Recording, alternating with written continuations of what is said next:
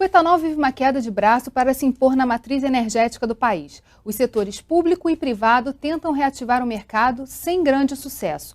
No Rio de Janeiro, o governo reduziu o ICMS para incentivar os investimentos na cadeia produtiva da indústria sucroalcooleira e aumentar a produção local. O Rio em Foco está no ar.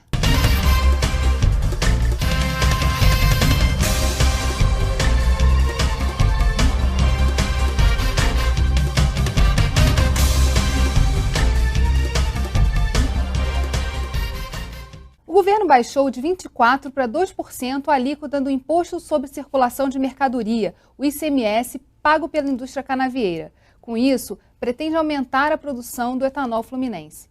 Nossos convidados de hoje são Geraldo Coutinho, da Firjan, e Leonardo Ciufo, do Grupo Canabrava. Antes de começar, vamos ouvir o que disse o governador Sérgio Cabral ao assinar o incentivo fiscal. Ele tem duas funções fundamentais. A primeira, permitir que investidores venham para o Rio de Janeiro, abrir novas usinas, recuperar usinas que hoje são verdadeiras sucatas e convertê-las em empregos em produção no Rio de Janeiro. O Rio é um importante mercado do etanol. O segundo mérito desse decreto é combater a sonegação. Infelizmente, esse é um setor onde você tem empresas distribuidoras que conseguem, por vários mecanismos e subterfúgios, sonegar.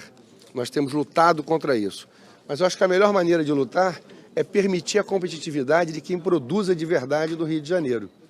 E não quem traga de fora e faça uma artimanha, às vezes jurídica, às vezes tributária, para sonegar. Eu não tenho a menor dúvida que num prazo de 3 a 4 anos, nós vamos ver a indústria do etanol florescer no Rio de Janeiro, ou melhor, reflorescer, porque ela já foi a maior do Brasil na década de 70 e que entrou em processo de decadência. Então, aquele monte de sucatas de usina vai virar produção moderna, indústria moderna, trazendo empregos novos, trazendo novos investimentos. E o Rio de Janeiro, que é um dos principais mercados de consumo do etanol, vai poder consumir o etanol produzido no Rio de Janeiro e não de fora.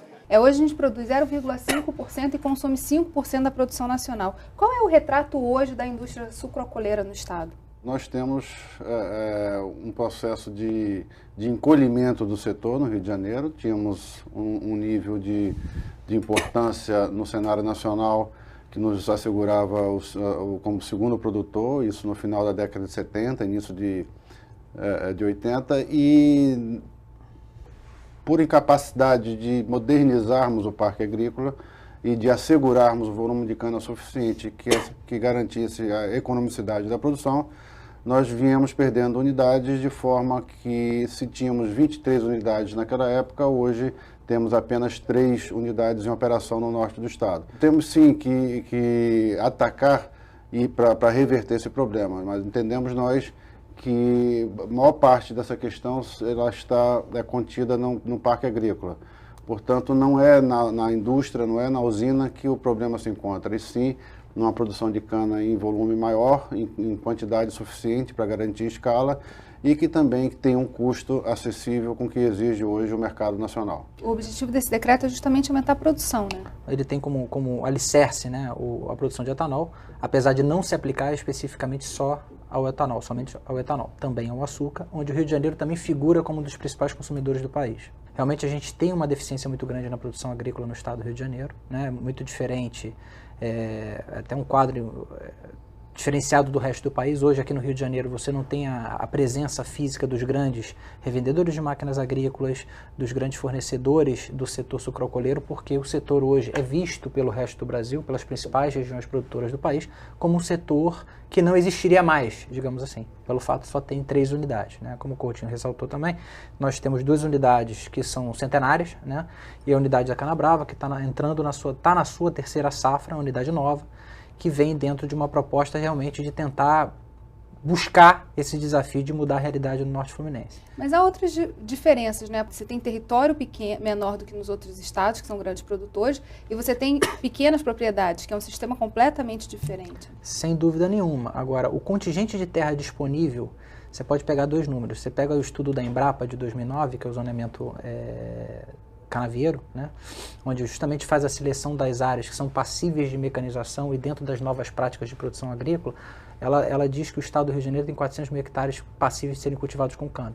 Se a gente tirar disso o norte fluminense, que é a região que notoriamente, que culturalmente tem essa propensão à produção, a gente está falando de um contingente de terra superior a 150 mil hectares de terra. Hoje, se você pega um mapa da Canasat, você vê que lá estão plantados mais de 90 mil hectares de terra na região norte fluminense. O problema todo é que essa cana, ela ocupa um espaço significativo, mas produz muito pouco. Por uma questão de concentração varietal, por uma questão de falta de práticas agrícolas, isso advém de uma questão econômica também, e falta de cuidado. E, obviamente, a questão fundiária que dificulta a escala para se buscar alternativas mais econômicas para racionalizar essa produção agrícola. Nós não temos problema de fronteiras agricultáveis, né? Nós temos uma extensão suficiente para dar vida lá pelo menos 8 usinas. Né? O nosso desafio é exatamente encontrar um modelo de produção que atenda à especificidade da região. Somos uma região que tem como característica um minifúndio, e isso, se no primeiro momento é visto como um empecilho de uma melhor produção, há um outro olhar também que cabe do uso democrático da terra. Né? Nós temos lá uma terra extremamente repartida, dividida, e que pode significar uma oportunidade rica para nós transformarmos um case e darmos demonstração, não só para o Rio de Janeiro, como o Brasil, e até para o mundo todo, né, de que é possível, sim, alcançar a economicidade em minifúndios. Nós temos vários estudos que propõem modelos de consórcios e de condomínios que poderiam ser experimentados lá. Tenho absoluta certeza que isso seria bem sucedido e que traria a solução que hoje é agonia para todos nós. E qual o papel do Estado nesse arranjo produtivo, né, a partir de condomínios e consórcios? O Estado é fundamental nesse processo porque ele é o organismo que tem a credibilidade junto ao empresário rural, é a instituição que tem força para trabalhar como fomentador e poderia levar para aquela região nossa lá uma amostragem, um modelo que servisse de paradigma para todos os outros empreendedores. Isso nós temos, como eu já disse, bastante bem estudado, bastante desenhado com detalhes e que esperamos ansiosamente por uma oportunidade de colocar em prática. Existe uma realidade no norte do estado, na nossa região lá, que é um apego, um amor à cerca. Né? Que em muitos lugares do país, onde você tem uma escala de produção ou unidades fundiárias maiores, você não tem, mesmo no setor sucroalcooleiro, você pega o exemplo de São Paulo, você não vê essa questão da cerca dividida das propriedades. Hoje a cerca divide por uma questão cultural. A pessoa não acredita que o vizinho não vai tomar um pedaço da terra dele pelo fato de não existir uma cerca ali.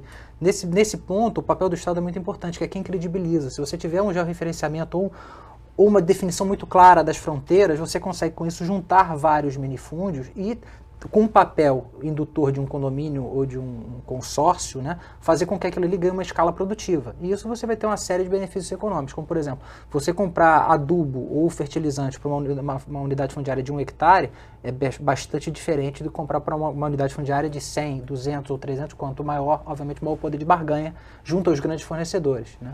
Então isso, obviamente, contribuiria no sentido de reduzir o custo médio de produção dessas unidades fundiárias na região. Mas a gente está falando aí do Estado como o indutor desse processo. Indutor. E as usinas, como elas podem trabalhar e como elas trabalham com essa estrutura de minifúndios? Nesse sentido, o papel do decreto é extremamente relevante. O decreto acaba trazendo uma margem operacional um pouco maior para a unidade produtiva.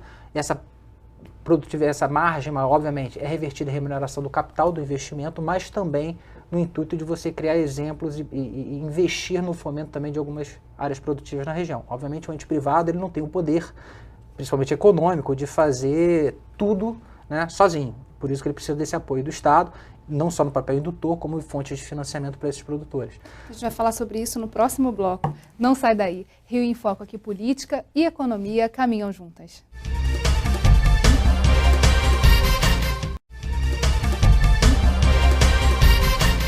Nós fechamos o bloco anterior falando sobre financiamento, mas antes de continuar esse assunto, vamos ver o que esperam o secretário de Desenvolvimento e o de Agricultura do Estado com essa redução do ICMS para a indústria canavieira.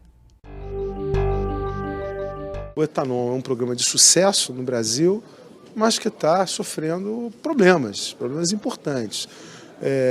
Nós hoje reduzimos a produção de etanol no Brasil, estamos importando etanol dos Estados Unidos. O Rio de Janeiro, como é a capital da energia, né, embora seja um pequeno produtor de etanol, está promovendo o debate. Nós pretendemos ser o farol na questão da energia no Brasil. É um momento difícil, porque o setor tem problemas, mas nós temos convicção de que essa questão é conjuntural. Nós acreditamos que o etanol é uma conquista da sociedade brasileira e nós vamos avançar e vamos resolver essa questão. O Rio que passou por um período grande de fechamento de indústrias, né, de adequação. Nós já tivemos no Rio de Janeiro, em 1970, 24 unidades industriais. Hoje a gente tem apenas 4 em operação. Isso veio fechando e no ano passado a gente já teve a abertura de uma nova indústria. E agora o que a gente imagina é que indústrias fechadas sejam reabertas, esse é um dado muito importante que a gente deve conseguir, porque conversando com empresários a gente já vê essa perspectiva clara, e indústrias novas sendo abertas. Quer dizer, a gente vai ter projeto Greenfield no Rio de Janeiro, o que a gente não via acontecer, né? E diferentemente do que está acontecendo no Brasil. Essa é a perspectiva. Realizando investimentos, isso é fundamental, realizando investimentos no Rio de Janeiro, a indústria terá benefício. Ela terá que aprovar um projeto, não é um benefício que é estendido a todos de maneira geral e restrita, tá? Ele está condicionado à realização de investimentos e a realização de investimentos, então, vai permitir que, por um período grande, essa empresa possa usufruir de um benefício que é gerar crédito de venda para as distribuidoras e ter uma incidência de tributação de 2%. Né? Então, isso dá uma margem bastante significativa exatamente para que elas possam realizar e ter lucratividade na realização desses investimentos. Acabamos de ouvir um comentário bastante qualificado do secretário Moffatti, embora temos que observar que há que se ter um cuidado nesse raciocínio na medida em que a atratividade de uma nova indústria para a região, ou de novas indústrias para aquela nossa região, não irá assegurar necessariamente o aumento do volume de cana a ser ofertado às indústrias existentes. Portanto, nós entendemos que esse decreto ele precisa ser complementado com algum mecanismo ou com ferramentas novas que possam modernizar o nosso parque agrícola, que possam visualizar, possam permitir que nós enxerguemos cenário futuro, onde tenhamos um maior volume de cana, com melhor qualidade e um custo mais barato, para que as usinas possam realmente inaugurar um novo tempo de produção econômica, coisa que não vem acontecendo e que vem fragilizando o setor a ponto de nós evoluirmos de 23 unidades para apenas 3 unidades naquela região. A gente falou da necessidade de financiamento no bloco anterior. Eu queria voltar um pouco a esse tema. Mesmo para acessar o financiamento, há de se criar condições que o produtor rural acesse esse financiamento. Eu acho que nesse sentido a estrutura de consórcio ou condomínio, ela tem um poder de também ganhar escala nesse sentido. Né? Um produtor, por mais que seja muito complicado, se já é complicado você demover cerca, é mais complicado ainda você pensar em crédito solidário entre esses produtores. Então, mais uma vez aí o poder indutor do Estado no sentido de dar as bases para que isso seja factível de acontecer, eu reputo isso como extremamente relevante. Realmente o calcanhar de Aquiles, o desafio do setor como um todo, não só no Rio de Janeiro como no Brasil, e principalmente no Rio de Janeiro, é agrícola. Tá? Montar indústria a gente costuma até brincar, é brincar de Lego. Você botou as pecinhas uma em cima da outra, ela tende a funcionar.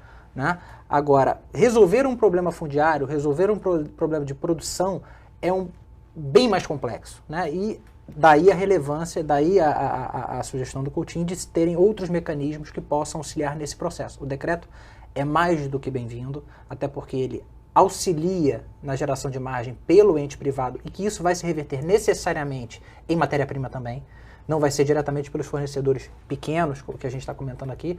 No caso do Grupo Canabrava, existe uma estrutura agrícola montada para servir as unidades do grupo, esta que está aqui e as outras que virão, no sentido de você arrendar terras e produzir em terras de terceiros. Porque, apesar de existir essa estrutura muito pequena, existem também as terras das unidades que fecharam, muitas delas faliram, e essas áreas que são contingentes maiores ficaram sem uma produção uma produção focada em render aquela terra, né? O Grupo Canabrava hoje arrendou um contingente arrendou e fez parceria agrícola em aproximadamente 20 mil hectares de terra, justamente no intuito de fazer os investimentos com novas variedades de cana, pensando justamente em melhorar a qualidade de produção na região e servir também de efeito demonstrativo para os produtores locais. Partimos da premissa, e tenho certeza de ser verdadeira, de que não interessa ao Estado substituir indústrias que estão lá. Ou seja, não adianta para nós trazer uma nova indústria se aquela vai significar o desaparecimento de alguma outra. Todos nós queremos somar a indústria. Queremos ter lá mais 5, mais 6 indústrias, quantas forem possíveis assegurar viabilidade econômica. Agora, o decreto, da forma como está posto, ele gera problemas sérios para as indústrias que estão lá sobrevivendo. Algumas delas são indústrias centenárias, às vezes, que trazem contingências do passado que precisavam ser cuidadas nesse decreto. Nós não estamos falando aqui de perdão de nenhum tipo de obrigação que a unidade industrial tenha. Nós não estamos falando aqui de fazer um decreto onde os acessos seja geral e irrestrito, como colocou o Moffat, mas que haja um capítulo, sim, para que, sob determinadas condições, aquelas unidades possam vir a se beneficiar desse novo instrumento, que é importantíssimo e poderoso. Então, quer dizer, são duas coisas que a gente pontua aqui. Um melhor cuidado ao fomento da produção de cana e também uma atenção maior com as unidades que estão lá resistindo às contingências que foram impostas nessas últimas 3 décadas. Quantas estão lá hoje, em Campos, no Norte Fluminense? No Norte Fluminense, 3, tá? Canabrava, que é nova. Que teoricamente seriam beneficiadas por esse decreto, porque ele é localizado, A Canabrava, é importante ressaltar, a Canabrava já estava no âmbito da lei 5636, né, que não era específica ao setor, né? Então, naturalmente, ela se enquadra no âmbito do decreto, né? Nós estamos construindo uma segunda unidade em Quissamã, que pleiteará, obviamente, o benefício no âmbito do decreto já, dentro desse novo marco regulatório, e outras indústrias que, porventura, venham se instalar podem pleitear o benefício, desde que se enquadrem nas condições estabelecidas nele, né? De investimento mínimo e tudo isso, produção máxima por unidade fabril e por aí vai. Agora, o que o Coutinho está colocando é que, assim, existe uma outra parte dessa história, que são as indústrias lá hoje instaladas, né? Existe uma outra unidade ainda funcionando que faliu há uns... ela não chegou a falir, né? Houve uma troca de gestão. E ela foi arrendada judicialmente para uma cooperativa local que hoje gera indústria, num contrato de arrendamento industrial. E é um modelo que nós respeitamos bastante, um modelo bem sucedido, obviamente conseguiu fazer que uma unidade que estava pré-falimentar, digamos assim, voltasse a produzir, né? Dentro do norte do estado. Como é que se aumenta a produtividade no território, para que a gente possa ter os hectares plantados produtivos, que gerem... A gente vai voltar naquele mesmo ponto da questão da estrutura econômica para dar base a isso. Técnica tem. A cana gosta de comida, né? Adubo e água e sol. Campos tem sol, tem solo bom, né? Por mais que se fale que o solo de lá está exaurido, isso é mentira, é um dos melhores solos do Brasil, tá? Para cana. Que bem adubado, bem tratado, vai produzir muito mais.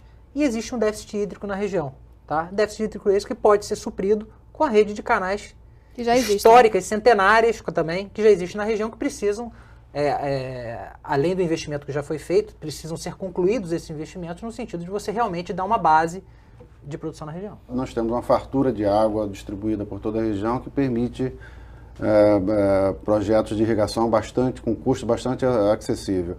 E isso não é história de um sonhador, porque isso está demonstrado lá em campo, né? Se você for às áreas produtivas das usinas, você vai ver lá rendimentos que se equiparam de São Paulo, né? Qualidade de cana também compatível com aquilo que se alcança em São Paulo. O problema é quando você sai dessas áreas maiores e tem como campo de observação os minifundos. O problema está aí é um problema de modelo produtivo que precisa ser revertido e há solução para isso, né? Caso contrário, nós vamos ficar perenizando um sistema que está imposto lá e que vai levar fatalmente à agonia, não só as usinas que estão presentes, como outras que chegarão. Então, é importante mitigar essa questão de fundo. No próximo bloco, vamos falar sobre os investimentos da indústria sucroalcooleira. A gente volta já. Rio em Foco aqui, política e economia caminham juntas.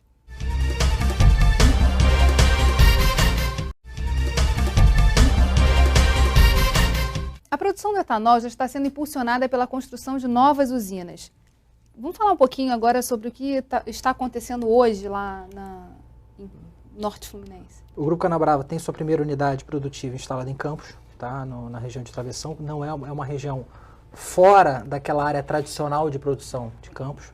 Campos, para quem não sabe, é um município cortado pelo Paraíba do Sul. Até voltando um pouco nesse tópico da disponibilidade de água, a concorrência do uso da água do Paraíba do Sul de Campos é só com o mar. Então, até mesmo para acessar uma outorga d'água, que é uma condição hoje legal para você ter um projeto de irrigação aprovado, é bastante tranquilo, diferentemente de regiões do interior do Brasil, como São Paulo e Centro-Oeste, que são grandes produtores de cana, e tem dificuldades naturais de acesso à água, coisa que não existe lá naquela região. Hoje a gente vive num estado que ele é carente na produção de etanol, e nem um pouco tímido no consumo, muito pelo contrário. Hoje o Rio de Janeiro é o 5º maior consumidor de etanol no país e ele, historicamente, sempre foi um grande produtor, ofertante desse produto dentro do próprio estado. Então hoje a gente vive uma situação tão dantesca, como você mesmo colocou no início do programa, onde o Rio de Janeiro não consegue atender mais do que 10% da sua demanda. Então é impensável. Então o que o governador ressaltou e que o próprio secretário Júlio Bueno ressaltou é o seguinte: precisamos incentivar não por uma questão de mercado internacional ou mercado brasileiro, é mercado local. É diferente de tudo que a gente ouve falar no setor sucroalcooleiro no país como um todo. É uma realidade do Rio de Janeiro, uma solução dentro de casa para atender as necessidades daqui. É o Rio olhando para o Rio de novo. Exatamente. O Estado precisa olhar o setor em todo o seu espectro, né? Ele não pode segmentar, porque seguramente se nós tínhamos 23 usinas e destas 23 temos apenas 1 ou 2 operando hoje, foi como motivo principal a pouca cana ofertada para essas usinas trabalharem economicamente. Então, trazer novas usinas agora sem cuidar dessa questão da oferta de cana me parece um movimento arriscado, um movimento que pode nos levar a ficar patinando dentro dessa história ruim que foi esses últimos 20 anos do setor. Até porque em relação especificamente às mudas, a biofábrica também está vindo nesse movimento de recuperação junto, né? Quer dizer, está se trabalhando... No próprio seminário que aconteceu no dia 30 de agosto, onde foi inclusive anunciado o decreto, na figura do nosso presidente, o senhor Ludovico, a gente anunciou inclusive uma parceria com o Estado no sentido de reativar a biofábrica, né? Justamente pensando no desafio da produção de mudas para atender. O que é essa estrutura da biofábrica? Só pra gente a biofábrica, na realidade, você produz muda de cana de duas formas. Ou você planta cana e colhe ela antes com 11 meses, corta, pica e multiplica. De cada 1 hectare de muda, você multiplica para 6, 7, dependendo de quantas toneladas você usa para plantio. Ou você usa a tecnologia do meristema, que é justamente você tirar o gene e criar uma muda a partir daí. A biofábrica se aplica a essa metodologia, essa tecnologia. Teve bastante aplicação no Nordeste do Brasil. No São Paulo é a técnica mais convencional realmente de multiplicação, mas São Paulo é uma situação completamente diferente. Você tem um plantel de variedades de cana enorme em São Paulo, coisa que não tem no Rio. E a gente precisa realmente de uma velocidade maior no sentido de multiplicar. Você, na rota tradicional, você leva 11 meses para fazer isso. Pois é, Jesus, nós temos uma história que pode ser mudada, nós temos presentes lá na nossa região todos os ingredientes para uma boa receita, precisamos saber trabalhar essa questão com inteligência e imaginação. E volto a insistir, e vou fazer isso sempre, né? O problema nosso está no parque agrícola, não é no parque industrial. Nós precisamos produzir mais cana. Trazer uma nova indústria não garante mais cana. E o inverso é verdadeiro. A partir do momento que nós tivermos lá um contingente de cana que assegure a sobrevida de mais usinas, eu tenho absoluta convicção de que novas unidades chegam de uma maneira quase que automática, porque a atratividade está na oferta de cana. E o inverso, se nós aumentarmos a demanda sem assegurarmos a oferta de matéria-prima, podemos estar trabalhando aí numa linha tênue que irá seguramente trazer risco à sustentação dessa unidade nova. Mas a atração de novos investidores, quer dizer, de novos players para esse mercado do sucroalcooleiro e na recuperação também dessas usinas que estão assim, paradas hoje, né, mas que podem se recuperar, não seria o caminho? Se houver uma atenção e um cuidado para que os investimentos sejam direcionados para o parque agrícola, não só da produção própria de cada uma das unidades, mas também como mecanismo de fomento aos produtores rurais que lá estão estabelecidos, a resposta é sim. Então é recuperar, mas utilizando a base que a gente tem dos produtores, das pequenas propriedades. São duas realidades, vamos lá. O decreto, ele não preconiza só investimento na indústria. Para você ter o seu pleito aceito junto ao governo, né, de concessão do benefício no âmbito do decreto, você precisa abrir seus investimentos, não só industriais como agrícolas, né? Obviamente você não precisa ser o dono da terra para fazer investimento agrícola. Você pode ir através de uma estrutura de arrendamento ou uma estrutura de parceria agrícola fazer esse investimento no campo. Agora, isso não resolve a questão, aquilo que eu falei. O setor privado não vai fazer o verão sozinho, né? Os pequenos fornecedores, que são a grande base de produção daquela região, precisa de incentivo. E o setor privado sozinho não consegue fazer isso. Ele já tem as suas obrigações para ter acesso ao benefício, no sentido de você também ter investimentos agrícolas. É o que eu estava mencionando anteriormente. O Grupo Canabrava tem uma empresa agrícola, né? No sentido de que ela ser o vetor de desenvolvimento da produção de cana para suprir as suas unidades, né? Não 100%, até porque a gente não pode nem quer abrir mão do pequeno fornecedor. Seria uma loucura, né? Só que a gente também não consegue fazer muito mais sozinho. Então, obviamente, o papel do Estado nesse sentido é muito relevante. Então, o Estado tem que entrar nesse processo junto com os produtores e com os... É importante ressaltar, existem dois mundos, né, no Norte Fluminense. Existe o mundo dos pequenos fornecedores, que é o grande calcanhar de Aquiles daquela região, aquilo que a gente vem falando aqui ao longo do programa. Agora, existe um outro lado, por exemplo, para você ter o acesso ao benefício, você precisa abrir seus investimentos, não só na indústria, mas também no campo, né? Então, é exigido do novo investidor ou do entrante que está pleiteando esse benefício, que faça esforços de investimento não só na indústria, mas no campo também. Nesse sentido, o Grupo Canabrava criou, né, já tinha criado dentro do seu modelo de negócio, uma empresa agrícola que tem justamente esse papel, não só de efeito demonstrativo, mas também como ser o vetor de desenvolvimento da cana para ser fornecida para o grupo. Acessar os pequenos produtores também, né? Na realidade, o que acontece? A gente tem um instrumento de compra de cana dos pequenos e tem um instrumento de plantio de cana nas áreas já arrendadas ou de parceria agrícola. E tem um instrumento de assessoria técnica junto a alguns fornecedores. Só que o setor privado sozinho não faz verão, né? Obviamente, para a gente conseguir resolver o problema, que é um problema estrutural, de uma só vez, a gente precisa do papel do Estado, né, como indutor nesse processo, dando as bases para que a gente possa ampliar esse esforço. E que benefícios o senhor vê logo de primeira, assim, no Rio de Janeiro, começar a produzir o etanol que ele consome? Gente, olha, como a gente mencionou anteriormente, o Rio de Janeiro hoje é o 5º maior consumidor de etanol do país. Basicamente, esse etanol vem do estado de São Paulo. Hoje, você produzir, uma conta rápida, você produzir 50% da demanda do estado, você está falando em reduzir aproximadamente 8.000 viagens por ano no principal eixo logístico do país, que é a Dutra. Esse etanol, além de passar pela Dutra, passa por dentro da cidade de São Paulo, uma vez que o arco metropolitano não está operacional ainda, vindo do interior de São Paulo, Ribeirão Preto, Piracicaba, as principais regiões produtoras do estado, e para chegar no estado do Rio de Janeiro. Você deixar de trazer esse contingente de produto de lá e trazer daqui do Norte Fluminense, você está privilegiando o estado, uma região produtora, e ao mesmo tempo você está beneficiando o principal eixo logístico do país. Então, tem uma série de benefícios secundários que a ação do setor, a reativação do setor com apoio do governo, né, seja estadual, seja municipal, o governo de uma forma geral, vai ser muito bem-vindo. Eu volto a registrar a minha preocupação de que o cuidado com a produção de cana seja maior ainda do que aqueles que está sendo tido pela unidade industrial, sob pena de nós criarmos anomalias que comprometam a sustentabilidade dessa nova unidade e arrastando com ela aquelas que ainda sobrevivem até hoje. Então, volto a dizer, é um decreto excelente que precisa ser complementado e, sobretudo, gerenciado com toda a atenção voltada para o pequeno produtor agrícola da nossa região. Bem, infelizmente nosso programa está chegando ao fim. Obrigada, Geraldo, obrigada, Leonardo, e obrigada a você que ficou com a gente até agora. O Rio em Foco é o programa do Fórum Permanente de Desenvolvimento Estratégico do Estado. Para acompanhar os nossos debates, acesse a nossa página na internet ou as nossas redes sociais. Você também pode assistir esse programa no site www.rioemfoco.rj.gov.br e pelo www.tvalerj.tv. TV Alerj, o canal do povo fluminense. Até a próxima.